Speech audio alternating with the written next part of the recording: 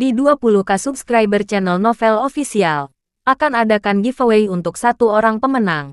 Syaratnya kalian harus subscriber, komen, like, share, supaya kalian bisa terpilih untuk jadi pemenang giveaway.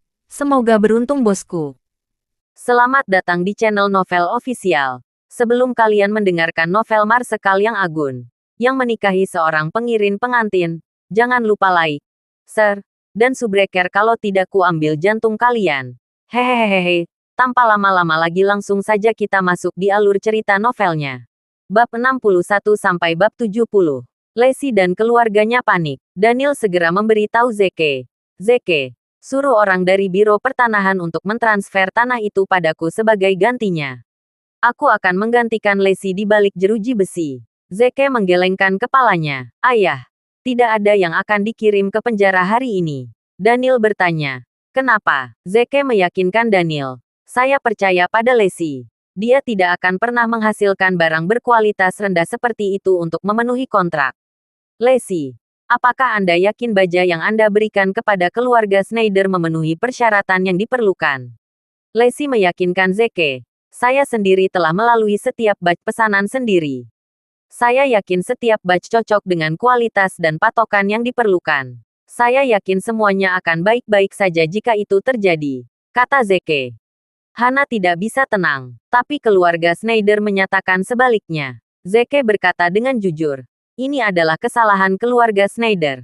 Mari kita minta mereka mengganti kerugian kita. Puff, Lily tidak bisa lagi menahan tawanya. Dapatkan keluarga Schneider untuk mengganti kerugian Anda. Apakah Anda kehilangan akal sehat? Mobil polisi berhenti. Dua polisi turun dari mobil diikuti oleh Jeremy. Jeremy menimbulkan provokatif pada Daniel dan mencibir. Seorang polisi berkacamata bertanya. Kami baru saja menerima telepon. Dan orang itu memberitahu kami bahwa Jeremy bukanlah penanggung jawab pabrik baja. Sebaliknya, penanggung jawab adalah orang lain. Lacey dan Daniel menjawab secara bersamaan. Ini aku. Polisi dengan kacamata. Siapa sebenarnya orang yang bertanggung jawab atas pabrik baja itu? Lily mendahului yang lain sebelum mereka sempat menjawab. Ini Lacey. Baja berkualitas rendah diproduksi di bawah pengawasannya. Dia baru saja mengakuinya. Daniel dan Hannah memiliki ekspresi mengerikan di wajah mereka. Jeremy memarahi Lacey. Lacey, bagaimana kamu bisa melakukan ini padaku? Kamulah alasanku harus menghabiskan malam di sel. Kamu seharusnya tidak menggunakan metode seperti itu untuk menghasilkan keuntungan. Tuan, tolong bawa dia ke wadah dan jadikan dia contoh. Pecundang seperti itu tidak berhak menyatakan dirinya sebagai bagian dari keluarga Hinton. Polisi dengan kacamata memandang Lacey. Apakah kamu yakin kamu orang yang bertanggung jawab atas pabrik baja? Lacey mengatupkan giginya dan memasang muka yang kuat. Aku orang yang bertanggung jawab atas pabrik baja ini. Tolong bawa aku bersamamu. Namun, saya tidak akan pernah mengakui bahwa saya telah memberikan baja berkualitas rendah kepada keluarga Schneider. Yang mengejutkan semua orang, pria itu membungkuk dan memberi hormat pada Lacey. Lacey, sebenarnya kami di sini untuk mengganti kerugian Anda. Apa yang terjadi bukanlah apa-apa, melainkan kesalahpahaman. Keluarga Schneider menelepon kami dan mengatakan bahwa itu adalah kesalahan mereka. Mereka telah membuktikan bahwa Anda tidak melakukannya karena tidak ada cacat produk yang benar-benar terdeteksi. Untuk mengungkapkan ketulusan mereka, keluarga Schneider telah menawarkan kompensasi senilai 1 juta. Kami dengan tulus meminta maaf atas kesalahpahaman dan ketidaknyamanan yang kami sebabkan kepada Anda. Mohon maafkan kami. Apa-apaan? Semua orang tercengang tiba-tiba saat keadaan berubah drastis. Apa yang terjadi adalah kesalahpahaman. Lacey tidak harus menghabiskan waktunya di balik jeruji besi. Sebaliknya, dia meminta keluarga Schneider untuk mengkompensasi 1 juta atas kerugian mereka. Apa yang? Jeremy dan keluarganya hampir muntah darah. Lacey mengira dia pasti mendengar sesuatu. Pak, saya tidak dengar apa-apa kan? Polisi segera mengambil brankas portabel yang ada di mobil polisi. Lacey, Anda tidak mendengar apa-apa. Ini 1 juta dari keluarga Schneider. Jika tidak ada yang lain, kita akan pergi sekarang. Tentu saja, jika kamu tidak senang dengan apa yang terjadi sebelumnya, kamu juga bisa menuntut kami. Lacey tiba-tiba tergagap saat menyadari betapa beruntungnya berada di pihak dia. Ini, Baiklah, aku tidak punya niat untuk menuntut pun. Lagi pula, aku juga tidak mempengaruhi. Jeremy merasakan dorongan yang kuat untuk menamparkan seseorang ketika dia mendengar kata-katanya. Anda tidak mempengaruhi. Tetapi saya menghabiskan malam di sel karena Anda. Saya pantas mendapatkan kekayaan dari keluarga Schneider. Tidak akan pernah menyerahkannya padamu. Para polisi menghela napas lega dan pergi tepat setelah mereka masuk ke dalam mobil. Zeke menyerahkan brankas itu kepada Hannah. Tapi, tolong verifikasi apakah ada 1 juta. Hannah yang tertegun. Akhirnya kembali sadar. Dia berpegangan pada brankas dan meyakinkan Zeke. Oh oke. Aku akan segera pergi dan memverifikasinya. Dia menggali ke kantor dengan brankas dan mengunci pintu karena dia takut orang lain akan mengejarnya. Zeke mengacungkan jempol pada Lacey. Sayang, kamu yang terbaik. Kamu berhasil mendapatkan 1 juta tanpa melakukan apapun dalam semalam. Aku terkesan. Diam. Lacey menatap mata Zeke. Dia tahu Zeke pastilah orang di balik layar karena betapa absurdnya hal-hal itu. Lacey menolak untuk percaya bahwa tidak ada fondasi dengan Zeke. Jeremy berteriak marah. Diam. Zeke. Apakah perjanjian 1 juta itu milik Lacey? Itu milikku. Aku menghabiskan 1 malam di balik jeruji besi untuk itu. Kamu harus menyerahkannya padaku. Lily mengangguk penuh semangat. Itu benar. Itu diperbaiki dari keluarga Schneider untuk ayahku. Kalian seharusnya tidak mendapatkannya. Namun, Lacey membantah pernyataan mereka. Saya yakin kalian mendengar apa yang dikatakan polisi kepada saya. Kan? Ini untuk orang yang bertanggung jawab atas pabrik baja. Saya percaya saya adalah orang yang bertanggung jawab untuk saat ini. Daniel menyetujui persetujuannya. Omong kosong. Apakah Anda pikir Anda adalah orang yang bertanggung jawab hanya karena Anda telah menyampaikan? Mengapa Anda tidak merujuk pada gelar resmi? Lacey menunjukkan kepadanya judul resmi. Apakah Anda berbicara tentang selembar kertas ini? Jeremy mencibir. Jangan lupa bahwa kakekmu adalah pemilik gelar resmi. Ayah, kenapa kamu tidak memberitahu dia siapa pemilik sebidang tanah ini? Adam tiba-tiba memerah dan tetap diam. Lacey menatap Zeke dengan penuh perhatian. Apakah Anda bermaksud mengalihkan kepemilikan karena ini? Apakah Anda memperkirakan hal ini akan terjadi pada kami? Tidak, aku pasti beruntung. Janji Zeke. Apakah kamu benar-benar berpikir aku akan mempercayaimu? Tanya Lacey retoris. Wajah Jeremy memucat ketika mendengar kata-kata mereka. Apa? Pengalihan kepemilikan. Lily tergagap.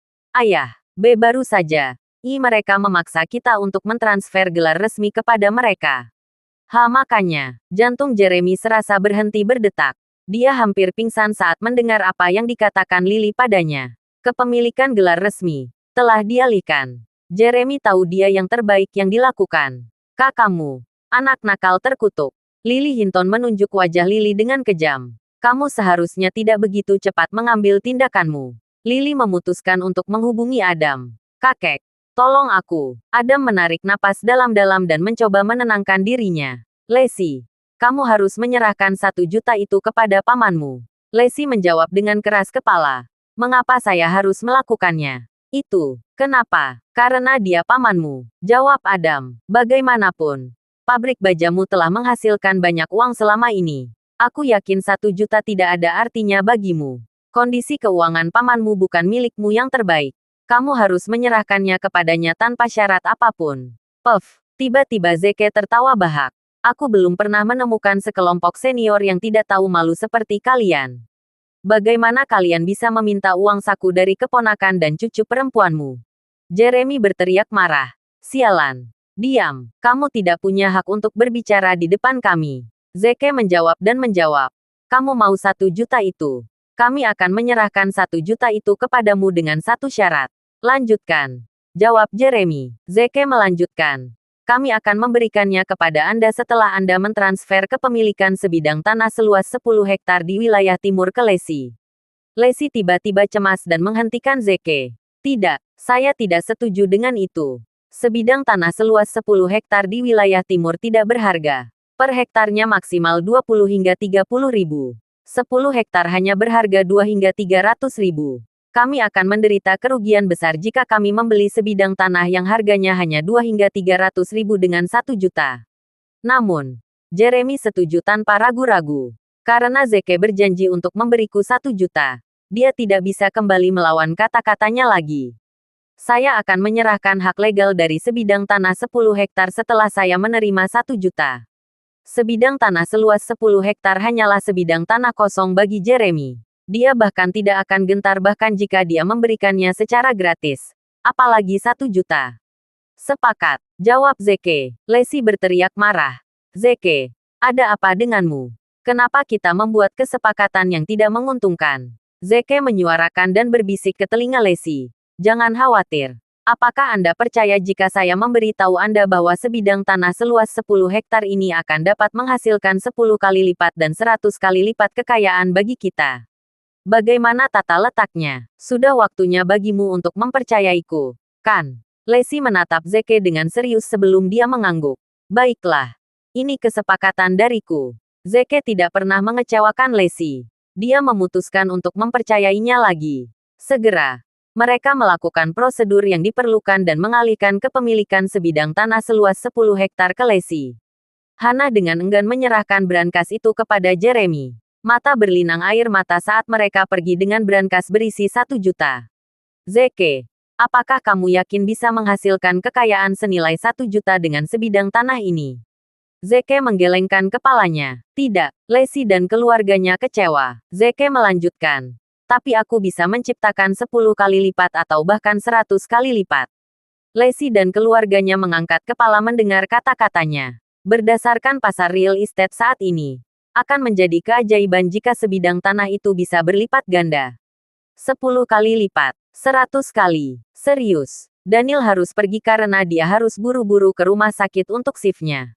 Sebelum pulang, Hana memberitahu Zeke, ingatlah untuk pulang untuk makan siang. Lacey tidak menyelami pekerjaannya saat dia menatap Zeke dengan skeptis. Tolong jelaskan apa yang terjadi dengan keluarga Schneider saya. Mereka adalah keluarga terkemuka. Tidak mungkin mereka membuat kesalahan konyol seperti itu. Mereka tidak mungkin salah mengira baja berkualitas rendah sebagai baja yang kami suplai. Maksudku, waktunya tampaknya terlalu banyak untuk menjadi suatu kebetulan. Zeke memutuskan untuk mengatakan yang sebenarnya. Sebenarnya, keluarga Schneider adalah milikku. Evan Schneider hanyalah bonekaku. Aku adalah orang di balik segalanya. Lacey sakit kepala saat mendengar kata-katanya. Kamu, apa yang harus aku lakukan padamu? Yah, lupakan saja. Aku juga tidak punya niat untuk mencampuri urusanmu. Banyak yang harus saya tangani. Mengapa Anda tidak mampir ke bengkel dan mengawasi kualitas baja yang dihasilkan?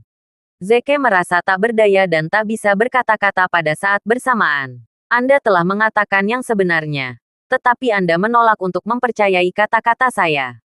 Anda meninggalkan saya tanpa pilihan selain berbohong kepada Anda. Sebenarnya, Lacey juga bukan orang yang harus disalahkan. Mungkin hanya orang dengan keterbelakangan mental yang akan percaya bahwa pemimpin konglomerat, Evan Schneider, adalah boneka orang lain. Pada hari yang sama, berita tertentu mengejutkan kota O'Hare dan mempengaruhi seluruh dunia korporat Rivermouth. Keluarga Schneider telah meluncurkan proyek senilai 10 miliar yang disebut Love in Avalon City untuk membangun aula besar yang akan menampung 10.000 orang. Banyak yang tertarik dengan kekayaan yang terlibat karena proyek itu bernilai 10 miliar. Tiba-tiba, banyak pemain korporat yang ingin menjadi bagian dari proyek tersebut, menginginkan bagian dari kekayaan yang terlibat. Proyek keluarga Schneider bernilai 10 miliar mencuri perhatian dan menarik perhatian semua orang. Dunia korporat Rivermouth, yang telah bertahan selama bertahun-tahun, akhirnya memanas. Sebagai spesialis pengadaan keluarga Schneider, Emily adalah salah satu dari sedikit orang yang mengetahui detail proyek tersebut. Ketika dia melihat alamat proyek, matanya berbinar. Dia ingat bahwa keluarga Hinton memiliki sebidang tanah di dekat lokasi proyek. Emily tahu keluarga Schneider akan menawarkan harga yang lebih tinggi dibandingkan dengan harga pasar jika mereka berniat membeli sebidang tanah itu. Dia berpura-pura dan ingin mendapatkan sebidang tanah dari keluarga Hinton sebelumnya sehingga dia bisa menjualnya ke keluarga Schneider. Keluarga Hinton tidak memperhatikan berita perusahaan. Saya yakin mereka tidak tahu harga potensi dari sebidang tanah itu. Emily berhenti dan berhenti ragu-ragu. Dia mengambil keputusan dan menghubungi Adam. Sementara itu, Adam dan Jeremy sedang merayakannya karena mereka berhasil mendapatkan jutaan dolar untuk ditukar dengan sebidang tanah seluas 10 hektar. Adam bingung saat mengetahui tujuan kunjungan Emily. Apa yang terjadi hari ini? Emily, kamu adalah orang kelima yang datang setelah kami. Menawarkan untuk membeli sebidang tanah itu. Sebidang tanah itu tidak lain adalah sebidang tanah kosong. Apa yang terjadi? Mengapa semua orang datang setelah sebidang tanah itu hari ini? Emily menjawab, "Oh, bukan apa-apa. Saya yakin Anda tahu bahwa ibu saya telah dikeluarkan oleh Daniel dari rumah sakit. Dia tidak ada integrasi akhir-akhir ini dan ingin membeli sebidang tanah itu untuk memulai pertaniannya sendiri." Adam merasa ragu dan berkata, "Hah, kamu terlambat. Kami sudah menjual tanah itu kepada orang lain." Emily kecewa. "Oh, kepada siapa Anda menjualnya? Berapa sebidang tanah yang dijual?" Adam membayangkan. "Kami menjualnya kepada Lacey seharga 1 juta. Apa?" Emily tiba-tiba menjadi marah. "Kau menjualnya ke Lacey seharga 1 juta. Bodoh. Sekelompok orang bodoh." Adam kesal saat mendengar kata-kata Emily. "Emily, siapa sebenarnya yang kamu maksud? Sebidang tanah 10 hektar dengan keseimbangan 1 juta. Itu bagus. Kesepakatan. Kamu tidak tahu bagaimana kamu dijebak oleh mereka." Emily memarahi Adam. "Akan kuberitahu apa yang terjadi. Keluarga Schneider punya proyek besar lain yang melibatkan sebidang tanah milikmu. Ini proyek bernilai 10 miliar. Sebidang tanah itu akan menelan biaya setidaknya 5 juta sampai sekarang. Haha, bukankah kamu bodoh untuk menyingkirkannya demi 1 juta? Arg." Adam hampir tidak bisa bernapas ketika mendengar apa yang dikatakan Emily. 5 juta. Setidaknya 5 juta. Kami baru saja kehilangan 5 juta. Wajah Jeremy menjadi pucat juga. Dia pikir merekalah yang mendapat kesepakatan. Tetapi merekalah yang justru merugi. Terlebih lagi, itu adalah kerugian besar bagi mereka. Dia mengatupkan giginya. Sialan. Lacey dan keluarganya adalah sekelompok bajingan licik. Beraninya mereka mempengaruhi kita. Senior, bangun. Ayah, ayo kembalikan gelar resmi. Adam melirik Jeremy karena betapa naifnya dia, omong kosong. Hak kepemilikan yang sah telah dialihkan ke Lacey. Saat ini dia adalah pemilik sah dari sebidang tanah itu. Jeremy mengatupkan giginya. Sial, dia gadis yang kejam. Ayah, mereka tidak pantas menjadi bagian dari keluarga Hinton. Ayo gunakan mereka dari keluarga. Adam mengatupkan giginya. Kami tidak akan membiarkan mereka lolos dengan mudah. Sementara itu, Emily merasa tidak enak seperti Jeremy dan Adam. Dia tidak bisa mendapatkan sebidang tanah. Sebaliknya, Lacey dan Zeke telah mendahuluinya. Emily kesal. Dia awalnya ingin menghasilkan banyak uang melalui sebidang tanah itu. Akhirnya, dia akan membentuk sebuah perusahaan dengan ibunya. Namun, dia tahu itu tidak ada harapan. Dia tidak akan pernah mencapai rencana lagi. Yang bisa dilakukan Emily hanyalah membangun klinik seperti yang diperintahkan oleh ibunya. Dia menelepon Madeleine Clemons, ibunya. "Tapi, ingat rencanamu tentang klinik. Aku akan mendukungmu dengan semua yang aku miliki." Besar, Madeleine menjawab.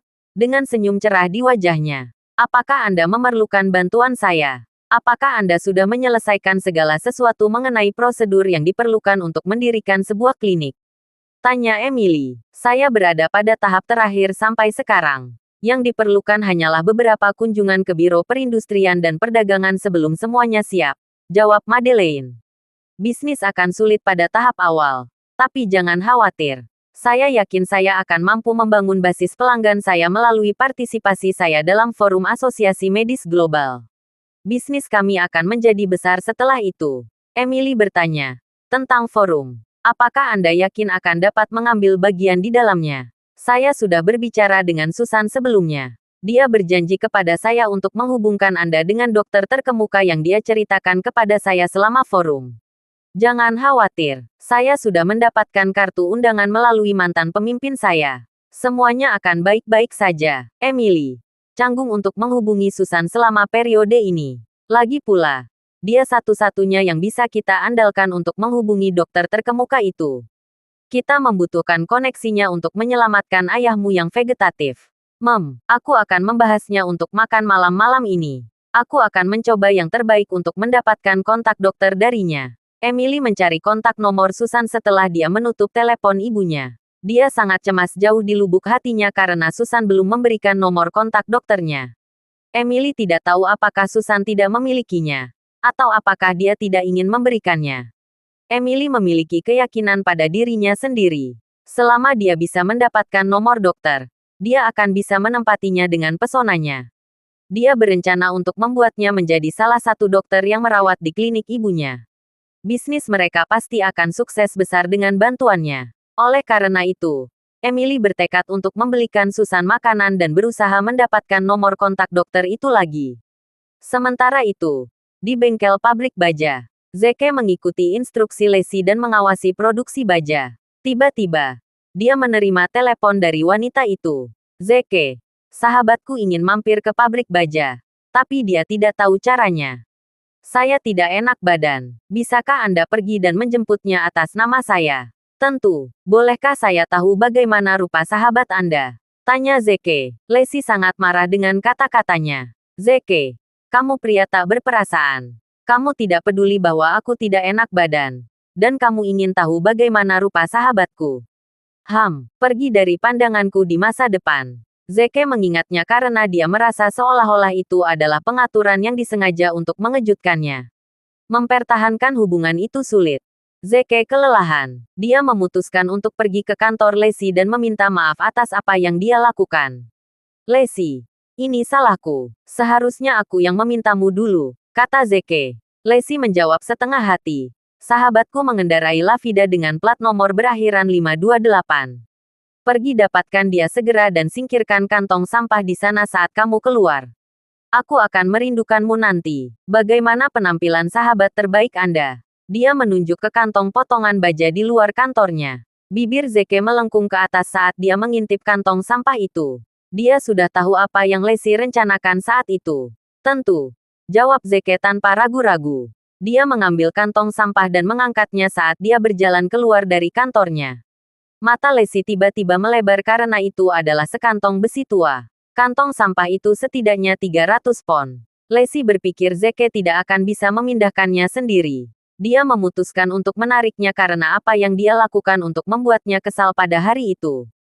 Dia berharap bisa memicunya. Namun, dia mengangkatnya dengan mudah di depannya. Dia sangat kuat. Tiba-tiba, Lacey tersipu saat dia mengingat sesuatu. Zeke mengangkat kantong sampah dan mencapai tempat sampah Roro pabrik baja. Sebelum dia sempat membuang sampahnya, sebuah Ferrari 488 berhenti di sebelahnya. Evan Schneider, pemilik konglomerat papan atas di O'Hare City, turun dari mobil. Dia tercengang ketika dia melihat Zeke, marsekal agung yang kaya dan berkuasa. Dia benar-benar membuang sampahnya sendiri. Saya tidak melihat sesuatu, kan? Zeke memutar matanya dan menatap wajah Evan yang terkesima. Saya percaya itu sudah cukup. Evan akhirnya kembali sadar dan segera membungkuk. Williams. Saya di sini untuk menawarkan sejumlah uang kepada Mes. Lacey, kita akan membeli sebidang tanah seluas 10 hektar yang baru diperoleh Mes. Lacey seharga 10 juta. Bagaimana memberitahu? Evan tahu keluarga Schneider pada akhirnya akan menjadi milik Lacey. Tidak peduli berapa banyak tawarannya. Itu sebenarnya tidak ada gunanya karena itu hanya berpindah tangan di antara pemilik yang sama. Namun, dia tahu Zeke tidak punya niat untuk mengungkap kekayaannya yang sebenarnya saat ini. Oleh karena itu, dia memutuskan untuk menawarkan 10 juta karena sopan santun. 10 juta dianggap banyak. Itu benar-benar masuk akal. Zeke mengangguk. Hampir saja. Mana uangnya? Evan menjawab. Ada di bagasi mobil. Oh, benar. Williams. Sepertinya mobil yang dimiliki Mes. Lacey sudah cukup tua. Mobil ini juga untuknya. Zeke menggelengkan kepalanya. Tidak perlu untuk itu. Saya ingin mendapatkan Lacey rumah dan mobil saya sendiri karena saya ingin dia mengingat saya. Tinggalkan uangnya dan bawa mobilnya pergi. Evan mengangguk. Oke. Dia membuka bagasi mobil setelah dia menyelesaikan kalimatnya. Sejumlah besar uang tunai dapat ditemukan di bagasi mobil. Evan berkata, saya akan meminta anak buah saya untuk mengirim tugas kerja untuk memasukkan uang. Mohon tunggu sebentar, Tuan Williams. Zeke melemparkan karung itu ke Evan. Lupakan saja, masukkan saja ke dalam karung. Aku sedang terburu-buru untuk bertemu seseorang. Evan tersenyum dan mulai melakukan seperti yang diperintahkan diam-diam. Saya pikir Tuan Williams adalah satu-satunya orang yang akan menggunakan karung untuk menyimpan uangnya. Evan kemudian pergi setelah semua uang dimasukkan ke dalam karung. Zeke mengikat karung itu dan melemparkannya ke atas bahunya. Namun, karung di punggungnya secara tidak sengaja menabrak seorang gadis yang lewat. "Hei, kamu bodoh yang kikuk. Awas!" Gadis itu berteriak dengan nada mencela. "Kamu telah mengotori pakaianku." Zeke berbalik dan meliriknya. Dia masih sangat muda dan memiliki sepasang mata yang berkilau. Dia tampak seperti seorang pelajar. Sepasang jeans ketat dan jaket kulit yang dikenakannya membuat sosok rampingnya menonjol. Dia sedikit kurang tampan dibandingkan Lacey, tapi tetap akan menonjol di antara banyak orang. Zeke mengabaikannya dan berjalan pergi sambil membawa karung itu. Gadis itu semakin kesal. "Kamu pria yang sangat kejam. Tidak bisakah kamu meminta maaf? Orang sepertimu berhak menjadi tukang sampah sepanjang hidupmu. Habiskan sisa hidupmu dengan karung sampahmu." Setelah memarahinya, dia menanyakan arah kepada seseorang dan pergi dengan Lavidanya.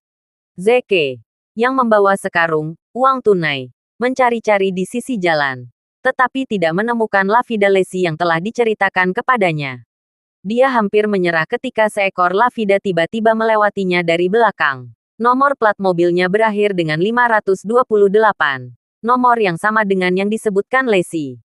Zeke mengerutkan kening. Berpikir, betapa buruknya keterampilan mengemudi yang dimiliki sahabat Lacey. Dia hampir menabrakku saat mengemudi di jalan yang begitu lebar. Dia buru-buru melambai pada pengemudi. Tapi pengemudi itu tidak berarti berhenti. Di dalam mobil, gadis muda yang baru saja bertengkar dengan Zeke melihat ke belakang ke wajah Zeke yang marah dan tersenyum penuh kemenangan. Tukang sampah bodoh. Ini pelajaran karena menganggapku kasar. Dia mengemudikan mobilnya langsung ke pabrik baja. Dia adalah sahabat Lacey, Dawn Castaneda. Dawn turun dari mobil dan tersenyum jahat saat melihat Lacey, yang sibuk dengan pekerjaannya. Dia berjingkrak dan memukul bagian bawah Lacey. "Lacey, beberapa baru saat terakhir kali kita bertemu. Namun bokongmu telah tumbuh jauh lebih besar." Lacey melompat. Kaget. Setelah menyadari itu adalah Dawn. Lacey marah dan meremas wajah temannya dengan keras. "Dawni adalah penyimpangan yang telah kamu pelajari di universitas." Fajar meringis kesakitan. "Lacey. Sakit. Sakit.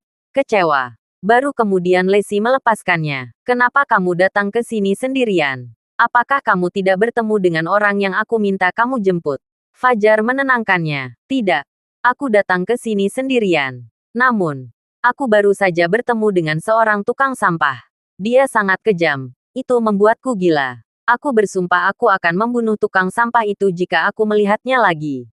Lacey merasa geli. Tersesat. Bagaimana bisa seorang gadis baik sepertimu terus berkata, "Apa kau tidak khawatir tidak akan pernah bisa mendapatkan suami melalui mulut sepertimu?" Fajar menghilang. "Jika aku tidak bisa mendapatkan suami, aku akan menikahimu." Haha. Sementara itu, pintu didorong terbuka. Zeke masuk dan meletakkan karung itu di tanah. "Aku kembali, sayang." Fajar tertegun sejenak. Suara ini terdengar agak familiar. Dia berbalik dengan hati-hati dan bertemu dengan matanya. Itu kamu. Itu kamu." Keduanya diucapkan pada saat yang bersamaan. Lacey tercengang. "Ada apa? Kalian berdua saling kenal?" Dawn menjawab. "Dia adalah tukang sampah yang baru saja kuceritakan padamu." Lacey tersenyum. "Fajar, bukankah seseorang mengatakan dia akan membunuh tukang sampah itu jika dia melihatnya lagi?" Fajar langsung merona. "Diam, aku tidak mengatakan itu." Kemudian, dia melihat Zeke dari atas ke bawah. "Jika kamu punya waktu, Lacey, kamu harus pergi ke rumah sakit untuk pemeriksaan kesehatan." Lacey bertanya, "Kenapa? Aku tidak sakit." "Untuk memeriksa mata dan otakmu dengan benar," jawab Dawn. "Kenapa kamu memilih tukang sampah sebagai suamimu jika tidak ada yang salah dengan mata dan otakmu?" Lacey tertawa dan berkata, "Maksudmu gadis? Kau tidak berubah sedikit pun, kan?" Zeke, jangan ambil hati. Gadis ini selalu gila. Zeke hanya menganggukkan kepalanya. Dia tidak akan repot-repot berdebat dengan gadis kecil ini. Dawn menatap Zeke dengan kesal. "Yah, kamu. Seorang tukang sampah. Sama sekali tidak layak untuk Lacey. Saya memperingatkan Anda. Anda sebaiknya mendapatkan pekerjaan yang layak dan bekerja keras untuk menghasilkan uang. Jika Anda tidak dapat membayar mas kawin yang layak, saya tidak akan pernah membiarkan Lacey menikahi Anda. Zeke terdiam. Apa yang salah dengan wanita ini? Kenapa dia terus mengutuk? Tidak mau kalah. Dia membalas. Lacey, mengapa kamu tidak pernah menyebutkan bahwa kamu memiliki adik laki-laki sebelumnya? Lacey tertawa serak bahak. Fajar mengepalkan tangannya dengan marah. Bajingan. Siapa yang kamu panggil seorang pria? Mengapa kamu terus mengutuk jika kamu bukan laki-laki? Zeke menyerang balik. Ngomong-ngomong, kamu pasti seorang pelatih kebugaran, kan? Kamu memiliki otot dada yang terdefinisi dengan baik. Fajar marah. Ark, aku akan membunuhmu. Lacey memegangi perutnya sambil tertawa. Aku hanya tahu Dawn senang melontarkan komentar pedas. Tapi aku tidak menyangka Zeke juga begitu hebat. Sangat lucu ketika keduanya saling menyerang. Saya menantikan lebih banyak tontonan dari mereka. Melihat Dawn akan menangis, Lacey mengubah topik pembicaraan. Dawny, ku dengar kau sudah mendapat pekerjaan. Bagaimana kalau kau mentraktirku makan? Fajar menganggukkan kepalanya. Tidak masalah. Ayo makan steak. Ku dengar ada obral steak hari ini. Dia menambahkan. Hei, tukang sampah. Aku akan membawamu bersama kami. Jangan lupa untuk membawa uangmu. Dawn dan Lacey masuk ke lavida. Sedangkan Zeke mengikuti sambil membawa karung. Fajar memekik. Hei, hei, kenapa kamu membawa karung? Bukankah kamu memintaku untuk membawa uangku? Jawab Zeke. Fajar terkejut sesaat sebelum dia tertawa bahak. Jangan bilang karung ini berisi uang. Lalu, dia melanjutkan. Sial, dengan gertakan seperti itu, kamu bisa menjadi raja poker. Lacey sedikit marah pada Zeke. Meski sangat dekat dengan Dawn, yang tidak akan bersahabat dengannya, dia tetap berharap suaminya bisa tampil lebih karismatik di depan orang lain. Kelusuhan Zeke membuatnya merasa sedikit malu. Tak lama kemudian, ketiganya tiba di restoran barat. Setelah melihat menunya, Lacey memesan 3 set steak biasa yang harganya masing-masing 58 set. Dawn baru saja mulai bekerja dan tidak punya banyak uang. Jadi dia hanya mampu membayar tingkat konsumsi ini. Ini pertama kalinya Dawn mentraktir Lacey makan. Oleh karena itu, Lacey tidak menawarkan untuk membayar tagihan demi menjaga martabat Dawn. Sambil menunggu steak, telepon Lacey tiba-tiba berdering. Itu adalah telepon dari pekerja pabrik baja, mengatakan bahwa mesin telah rusak dan produksi dihentikan. Lacey menjadi panik. Pabrik baja saat ini berpacu dengan waktu untuk memproduksi pesanan untuk keluarga Schneider, dan segala jenis yang berkepanjangan tidak dapat dibiarkan. Merasa tak berdaya, dia tidak punya pilihan selain berkata, aku harus kembali ke pabrik dulu. Kalian berdua makan dulu. Dawn tidak ingin ditinggal sendirian dengan Zeke, karena dia khawatir Zeke akan mempermalukannya. Jadi dia buru-buru menjawab, Lacey, aku akan pergi bersamamu. Lacey berkata, kami sudah memesan steak. Jika Anda tidak mau, itu akan sia-sia. Anda harus tetap di sini. Fajar tidak punya pilihan selain tetap tinggal. Tak lama kemudian, steak sudah siap dan disajikan ke meja. Dawn berkata sambil mencibir, mari kita masuk. Mengambil pisau dan garpu, dia mulai makan perlahan. Sementara itu, Zeke cukup dilematis. Meskipun dia telah menonton makanan terbaik di dunia, dia tidak menyukai makanan barat. Oleh karena itu dia tidak makan banyak makanan barat dan tidak tahu cara makan dengan berbagai macam pisau dan garpu. Oleh karena itu, dia hanya bisa meniru Dawn dan menggunakan pisau dan garpu dengan cara yang berkarat. Dawn merasa lebih jijik padanya, karena dia jelas-jelas orang desa yang tidak pernah makan makanan barat. Dia hanya ingin menyelesaikan makan secepat mungkin dan pergi, karena ada beberapa meja tamu di sekitar mereka yang memberi mereka masalah aneh. Saat keduanya sedang makan, 4 orang tiba-tiba masuk ke restoran dan berdiri di samping Dawn. Oh, hei, Dawn, kamu juga makan di sini. Kebetulan sekali. Fajar mendongak. Setelah melihat sekelompok orang, wajahnya langsung memerah karena malu. Keempat orang ini semuanya adalah rekan kerja. Memimpin grup, pria dengan rambut disisir ke belakang adalah atasannya, Dan Edward. Dia adalah seorang pemimpin tim di perusahaan. Sangat terlihat pemandangan makan dengan udik pedesaan oleh rekan-rekannya. Dia tergagap. Tuan Edward, Wewe kebetulan sekali. Dan menganggukkan kepalanya dan menatap Daun dengan ekspresi cabul. Ya, ini dunia kecil. Omong-omong, aku mentraktir rekan kerja untuk makan. Kenapa kamu tidak bergabung dengan kami? Daun melirik Zeke, tampak bingung. Dia merasa tidak enak meninggalkan Zeke dan makan bersama Den. Akhirnya, dia mencapai kesepakatan. Maaf, Tuan Edward. Saya sedang makan dengan teman saya sekarang. Jejak ketidaksenangan melintas di mata Den. Beraninya gadis ini menolakku di depan rekan-rekan lainnya. Itu membuatnya kehilangan muka. Dia melirik Zeke dengan jijik. Aku tidak menyangka kamu benar-benar punya teman yang bekerja sebagai buruh tani, Daun. Ngomong-ngomong, perusahaan kita akan renovasi. Bisakah kamu bertanya pada temanmu apakah dia tertarik? Puff, 3 rekan wanita lainnya tidak bisa menahan tawa. Wajah Fajar semakin memerah. Tuan Edward. Dia bukan buruh tani. Den berteriak keheranan. Oh, benarkah? Dilihat dari pakaiannya. Dia pasti tukang sampah. Bagaimana restoran barat ini membiarkan tukang sampah masuk dan membiarkan makan di tempat yang sama dengan kita? Itu akan menurunkan status kita. Fajar semakin marah. Meskipun dia membenci Zeke. Namun, dia adalah suami dari sahabatnya. Tidak seorang pun kecuali aku yang bisa menghinanya. Dia berkata dengan dingin. Status seseorang tidak ditentukan oleh penampilan, tetapi oleh sopan santun. Tuan Edward, saya harap Anda dapat memperhatikan perilaku Anda dan menunjukkan rasa hormat kepada orang lain. Terima kasih. Den memancarkan dingin. Oh, apakah Anda mengatakan bahwa saya tidak memiliki sopan santun? Izinkan saya menunjukkan kepada Anda seperti apa sebenarnya orang yang tidak memiliki sopan santun itu. Saya ingin memberitahu Anda dengan sungguh-sungguh bahwa Anda telah dipecat dari perusahaan. Kamu datang dan minum denganku. Fajar merasa sedih. Tuhan tahu apa yang telah saya lakukan untuk mendapatkan pekerjaan ini. Namun sekarang, saya telah dipecat begitu saja. Oleh karena itu, dia dalam kesulitan. Tapi setelah melirik Zeke, dia menjadi tegas lagi. Baiklah, aku berhenti. Zeke terkejut, tanpa diduga. Dia adalah wanita yang cukup berprinsip. Dia bertaruh pada kuda yang tepat kali ini. Zeke memutuskan untuk masuk, dan menggertakkan giginya. Baik, kamu punya keberanian, Daun. Makan saja steak sampah seharga $58 dengan tukang sampah ini. Sementara kita pergi dan makan daging sapi Kobe.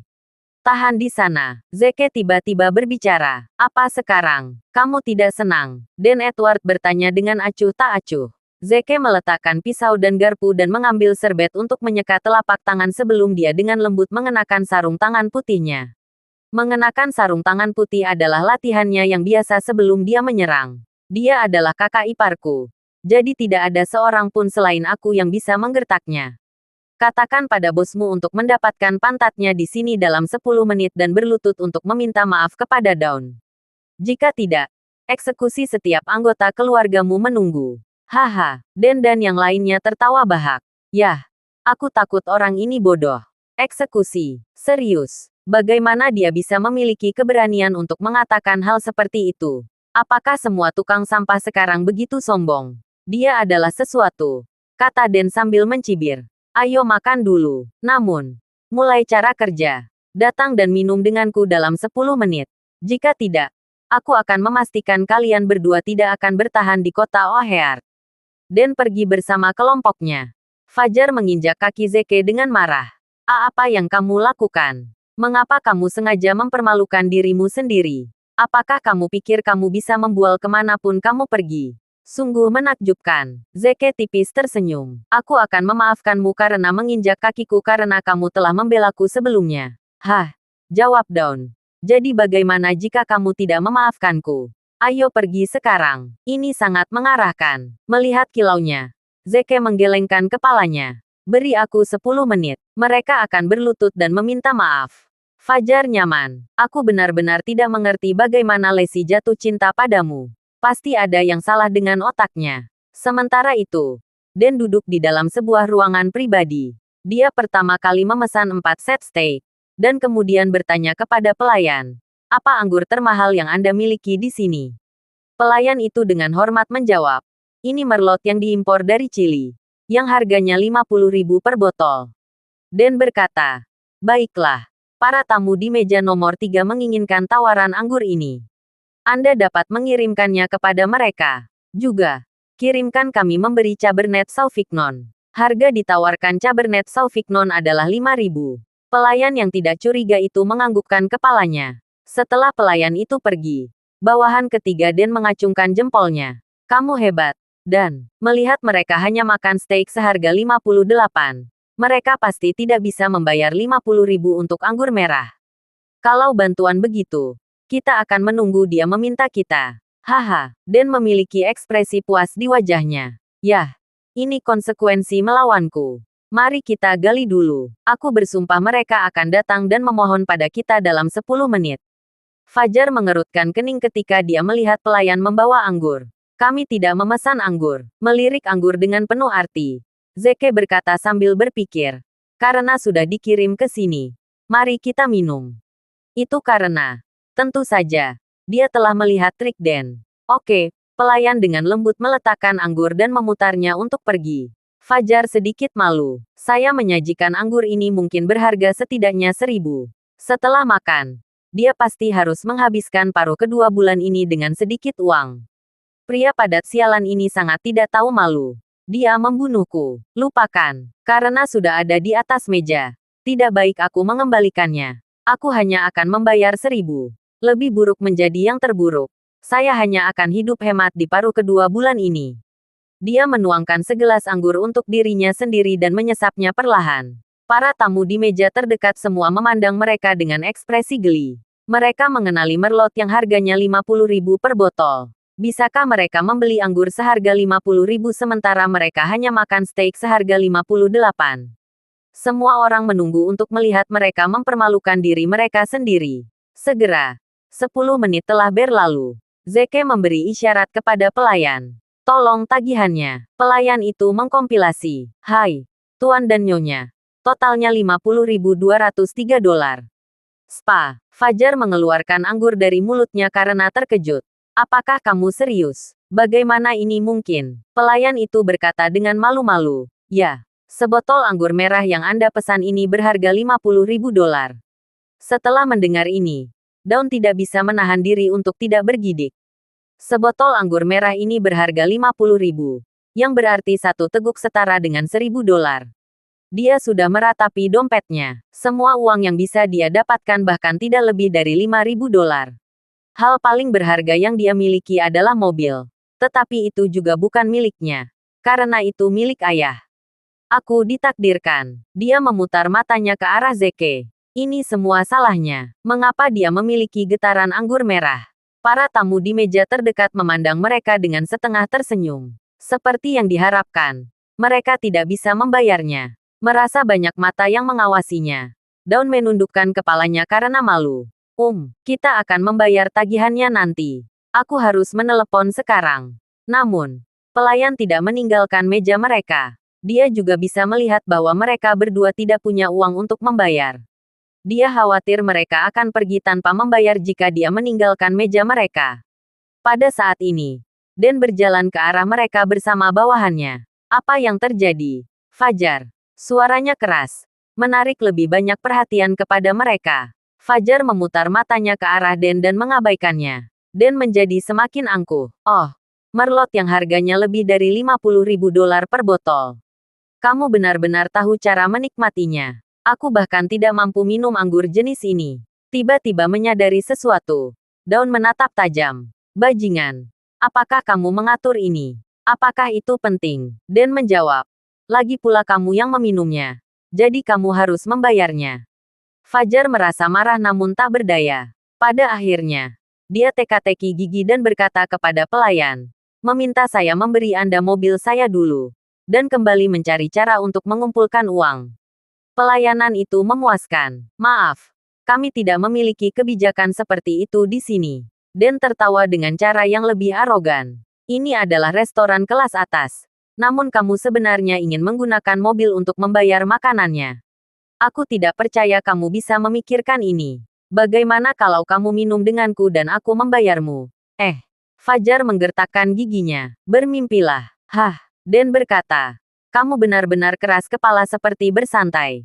Kamu akan dipenjara jika mencoba makan gratis. Zeke, yang selama ini diam, tiba-tiba berkata, "Fajar, berikan kunci mobilnya padaku." Fajar menyampaikan kesalahan. Dia pikir Zeke akan menggunakan ponsel untuk membayar makanan. "Apakah kamu tidak mengintip? Kami tidak diizinkan menggunakan ponsel untuk membayar makan di sini. Berikan saja padaku," kata Zeke. "Bagus." Karena kesal, Dawn melemparkan kunci mobilnya. Zeke dengan santai melemparkan kunci mobil ke pelayan. "Pergi dan bawakan karung dari mobil kita." Memecat. Semua orang yang hadir bingung. Apa yang akan dia lakukan dengan karung saat ini? Apakah dia ingin mengambil sisa? Tapi karungnya terlalu besar bukan? Fajar menyentakkan kepalanya ke atas. Matanya menyala-nyala. Sebelumnya, Zeke mengatakan bahwa karung itu berisi uang. Mungkinkah? Bagaimana ini mungkin? Saya belum pernah melihat orang menggunakan karung untuk menyimpan uang mereka. Selain itu, tidak mungkin dia memiliki begitu banyak uang di sana. Juga, jika itu benar-benar sekarung uang, beratnya setidaknya beberapa ratus pound. Tapi Zeke mengambil karung itu dengan satu tangan tadi. Apakah dia menyetujuinya? Tidak lama kemudian, pelayan memanggil dua penjaga keamanan, dan ketiganya membawa karung masuk. Fajar mengerutkan kening. Bisakah karung begitu berat? Terima kasih sudah mendengarkan novel cerita Marsekal Agun. Sampai jumpa di novel selanjutnya.